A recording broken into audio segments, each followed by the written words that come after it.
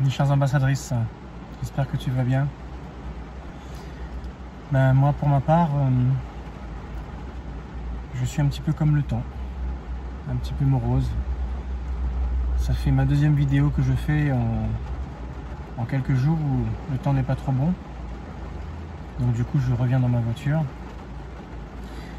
Mais le pourquoi je suis morose, c'est parce que il y a quelques jours de cela, j'ai perdu un ami proche. Il s'appelait David Nicanor. Et pour moi, c'était comme un frère. Et pour lui, pareil. Mais même si on ne se l'était jamais dit, on ressentait ça l'un pour l'autre. Mais c'est quand on écoute les témoignages des autres,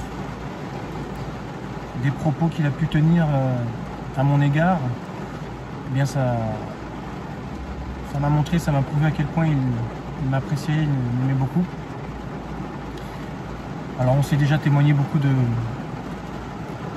d'affection, beaucoup de paroles agréables à entendre l'un pour l'autre.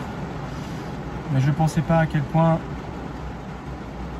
sa perte me ferait autant mal. Donc voilà, pour commencer cette vidéo, j'aimerais tout simplement avoir une pensée pour David. En hommage à tout ce qu'il a fait de bien. Une pensée pour ses enfants.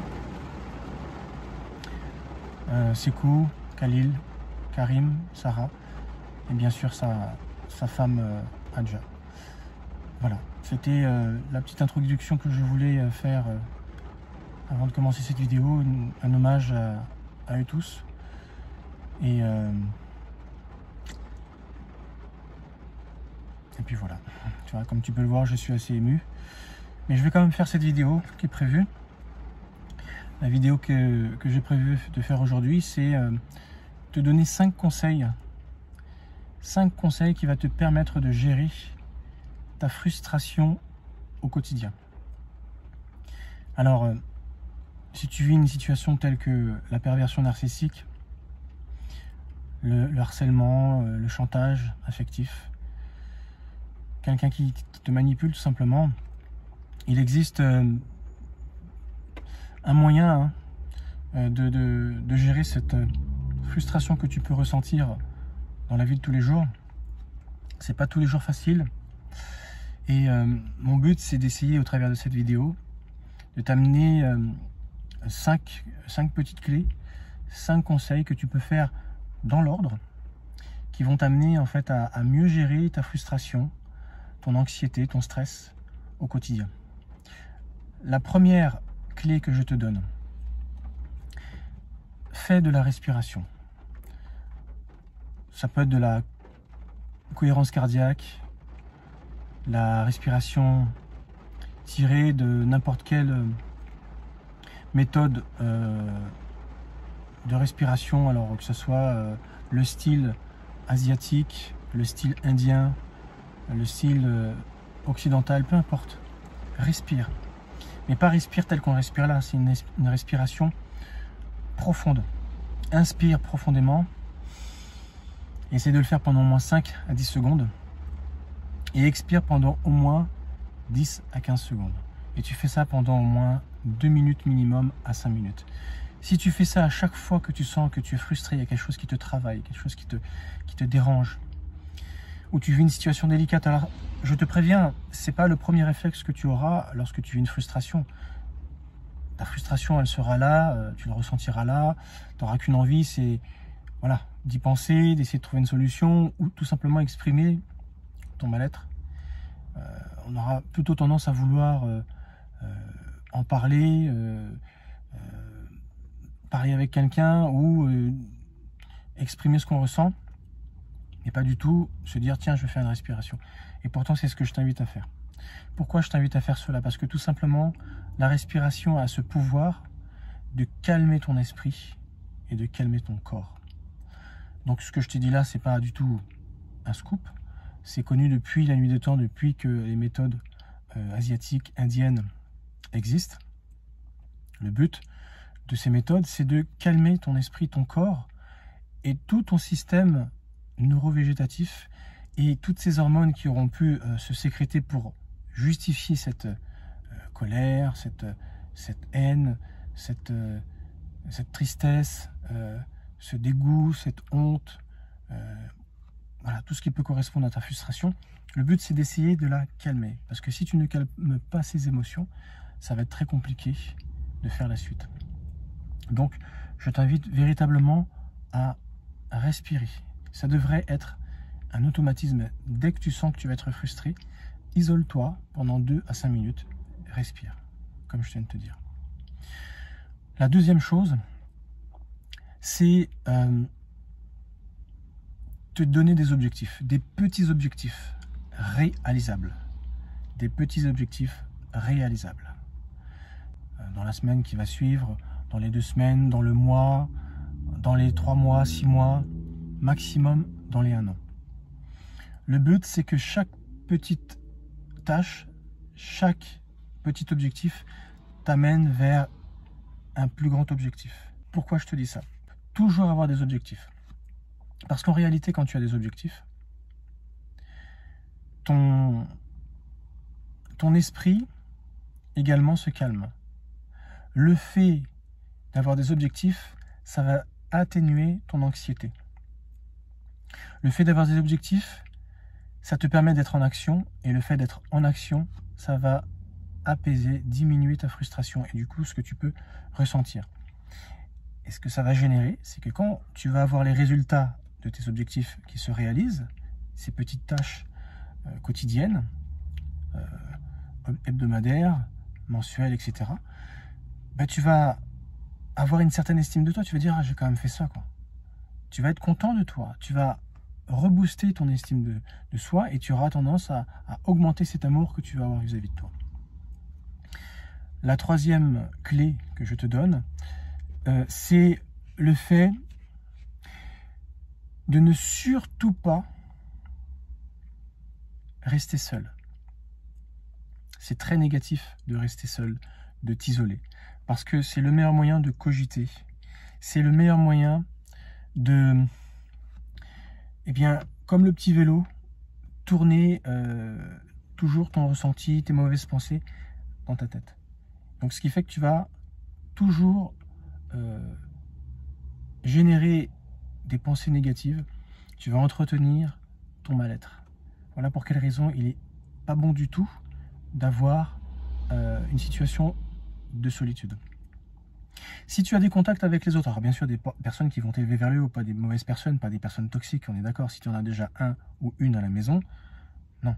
Parle qu'avec des gens que tu sais qui ne vont pas te juger, qui seront d'une oreille, et même s'ils ne parlent pas, simplement ils t'écoutent et tu sens dans leur regard qu'il n'y a pas de jugement de leur part. Ça te fera du bien cela. Pourquoi je te dis ça? Parce que quand tu te retrouves avec ce genre de personnes, eh bien naturellement, tu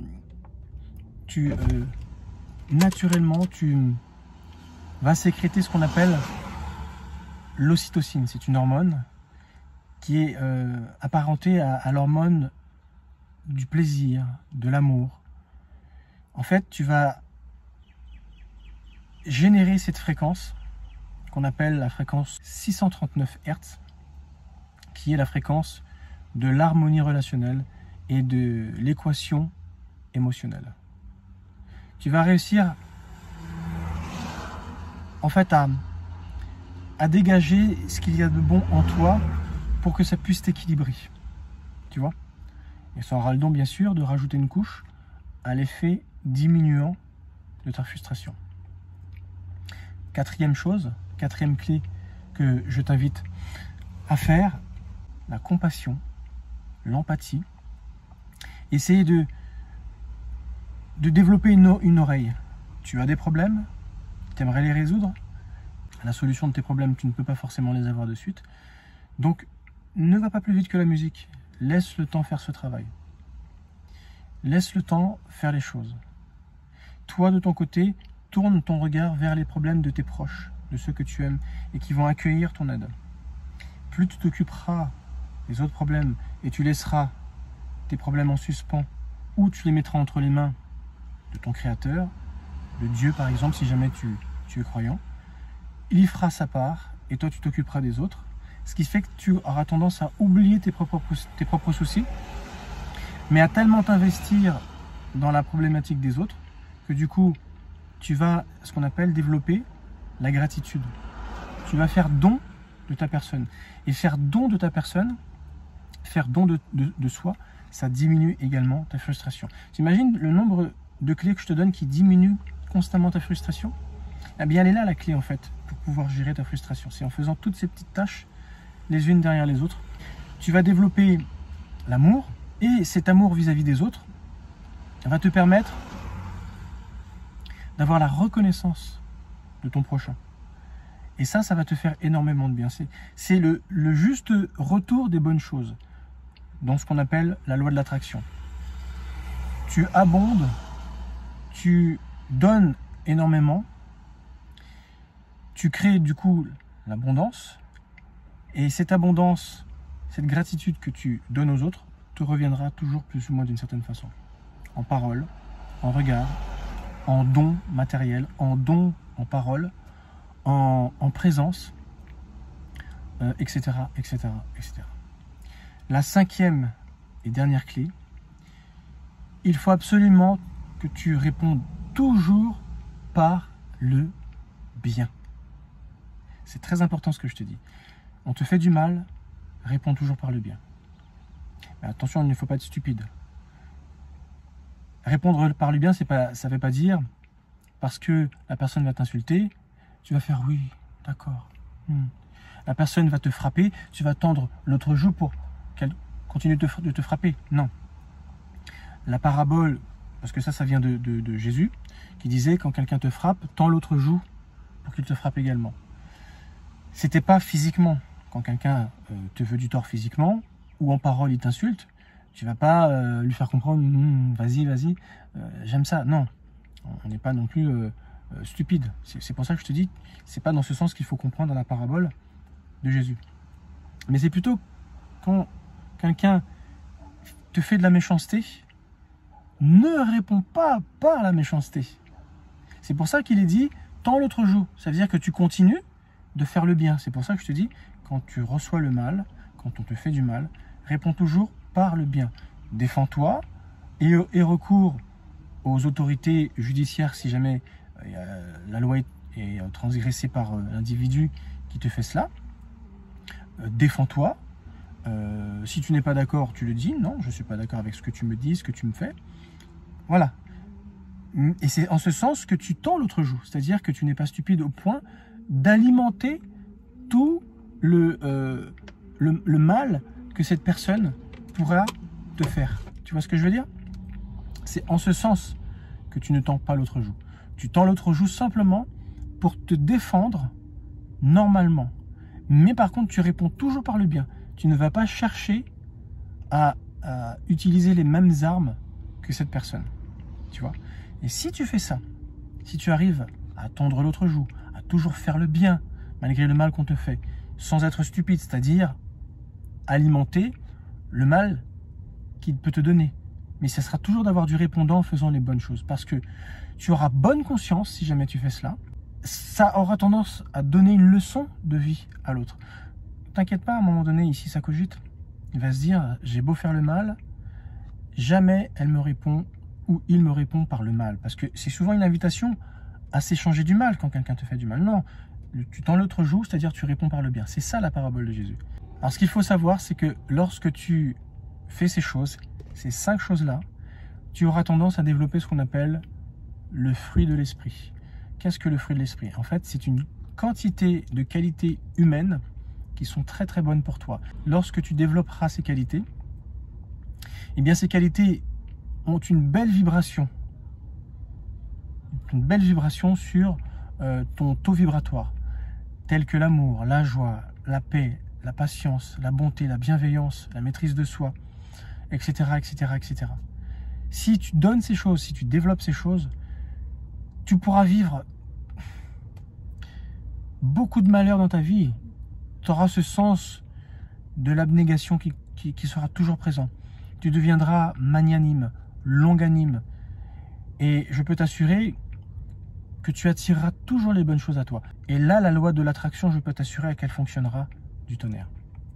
Je te remercie de m'avoir écouté. Suis bien ces 5 clés, je peux t'assurer qu'elles te feront du bien énormément. Je te dis à très bientôt, au revoir.